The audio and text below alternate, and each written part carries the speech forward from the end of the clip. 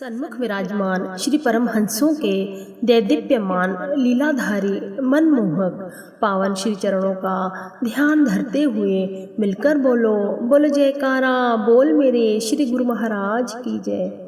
गुरुमुखों, आपने भजन में सुना है कि आजा तुझको पुकारूं मेरे श्याम मेरे श्याम, मेरे नैनों में बस जा मेरे श्याम मेरे श्याम।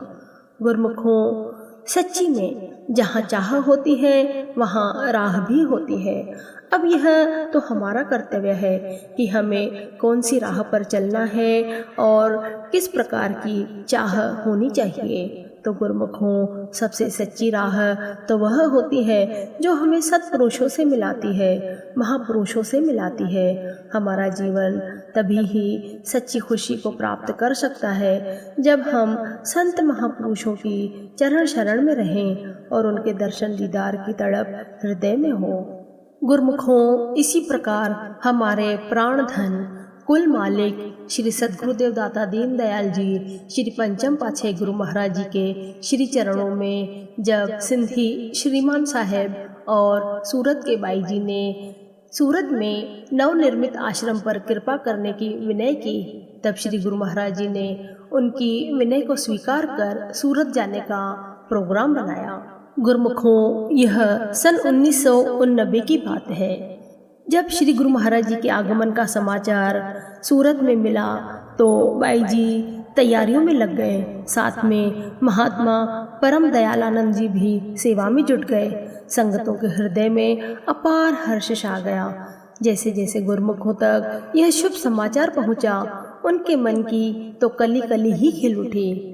और वर्षा ऋतु के दिन थे। 2-4 दिनों से सूरत में लगातार तेज वर्षा हो रही थी। यहाँ आश्रम में रहने वाले गुरुमुख प्रेमियों के मन में कई बार यह ख्याल उठता कि इतनी मूसलाधार वर्षा में श्री प्रभु जी के आगमन की सारी तैयारियां कैसे संपन्न होगी। उस समय आश्रम के कुछ भाग का निर्माण कार्य भी बाकी था। निर्माण कार्य और बारिश के चलते तैयारियों में कुछ बाधाएं तो आ रही थी, परंतु गुरुमुख जन उत्साहपूर्वक सेवा कार्य में जुटे रहे। बाई जी कुछ दिन पूर्व ही यहाँ पर आ गए और सारे कार्यक्रम का आयोजन किया। आरटीओ ऑफिस के पास कृषि मंगल हॉल, जो कि रिंग रोड पर था, संगतों के लिए वहाँ पर श्री दर्शन एवं सत्संग प्रवचनों के लिए सब तैयारी की गई। 19 अगस्त को जब श्री गुरु महाराज जी ने संत नगर से भरतपुर स्टेशन से डिलक्स एक्सप्रेस द्वारा सूरत में कृपा फरमाई, स्टेशन पर गुरुमुखों ने ढोल नगाड़े बजाते हुए और जयकारे लगाते हुए भव्य स्वागत किया। पुष्पमालाएं और गुलदस्ते भेंट किए। श्री कार को भी पुष्प लड़ियों से खूब सजाया गया। आश्रम में पहुंचते ही श्री गुरु महाराज जी ने भक्त इंद्र जी को फरमाया, इंद्र बहुत बरस लिए, अब और मत बरसना। भक्त जी ने श्री चरणों में विनय की, प्रभु आपकी ही आज्ञा मौज में सब कुछ होता है। आप ही सब करण करावनहार है और आप ही सब संभालनहार है। श्री प्रभु जी के आगमन के एकदम पश्चात सूरत में अगले 3 दिन तक बारिश का नाम ही न रहा और मौसम बिल्कुल साफ हो गया। ऐसा प्रतीत हो रहा था कि जैसे इंद्रदेव भी सेवकों के साथ मिलकर श्री सेवा में सहयोग करने लगा। सभी गुरुमुख श्री दर्शन और श्री पावन चरण कमलों में माथा टेककर अपने भाग्य सराहने लगे। कृषि मंगल हॉल में 2 फ्लोर थे। नीचे वाले फ्लोर पर कुछ कमरे थे जहां पर बाहर से आई हुई संगत को ठहराया गया और वहीं पर लंगर का भी प्रबंध किया गया था। ऊपर वाले फ्लोर पर श्री दर्शन एवं सत्संग का गुरुमुखों को सौभाग्य प्राप्त हुआ। रात्रि समय तक काफी संख्या में गुरुमुख जन एकत्र हो गए। सब प्यारे प्रभु जी के आभामान मुखमंडल की दिव्य आभा को निरख कर मंत्रमुग्ध हुए, अलौकिक आनंद की अनुभूति कर रहे थे। नैन झपकने का नाम ही नहीं ले रहे थे। जन्म जन्मों की प्यासी आत्मा को जैसे तृषा शांत हो रही थी। श्री गुरु महाराज जी उन्हें प्रेम मग्न में डूबा हुआ देख श्री गुरु महाराज जी ने स्वयं अपने अनमोल वचनों में फरमाया, हर इंसान खुशी का तलबगार है। वह दिन रात पुरुषार्थ करके दुनिया के सामानों में सुख और खुशी ढूंढना चाहता है, मगर देखना यह है, क्या यह खुशी हमेशा कायम रहने वाली है? हरगिज नहीं। थोड़े समय के लिए मनुष्य को यह खुशी अनुभव होती है, लेकिन फिर गायब हो जाती है। कारण क्या?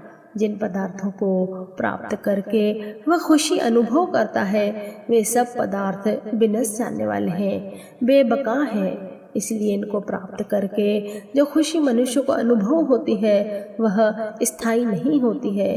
वह कौन सी चीज़ है जो इंसान को स्थायी खुशी दे सकती है, नित्य सुख व शाश्वत आनंद दे सकती है?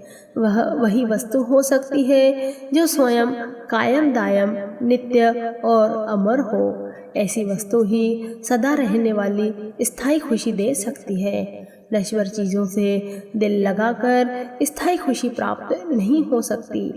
काम दाम की प्रीत जग नित्य नित्य होत पुराण, राम प्रीत नित्य ही नहीं, वेद पुराण परमान। मनुष्य के अंदर जितनी भी कामनाएं संसार के सामानों को प्राप्त करने की मौजूद है, वे सब मिथ्या है, क्योंकि ये सामान झूठे और विनष्ट जाने वाले हैं। इसलिए इनकी जो प्रीत है वह भी झूठी और नष्ट होने वाली है। फिर पल्ले क्या पड़ा? कुछ भी नहीं। इसके विपरीत मालिक का नाम चूंकि अमर और नित्य है, इसलिए इसके साथ की हुई प्रीत भी नित्य और स्थायी है। श्री वचनों में सच्ची खुशी को प्राप्त करने का रहस्य जानकर सब गुरमुख निहाल हो गए और श्री प्रभु जी के गुणानुवाद गाने लगे। बाई जी ने श्री चरणों में विनय की कि हमारे हृदय में सदा आपकी भक्ति का वास रहे। श्री गुरु महाराज जी ने मुस्कुराते हुए आशीर्वाद दिया और पुनः फरमाया, पहले इस शहर का नाम सूरत था।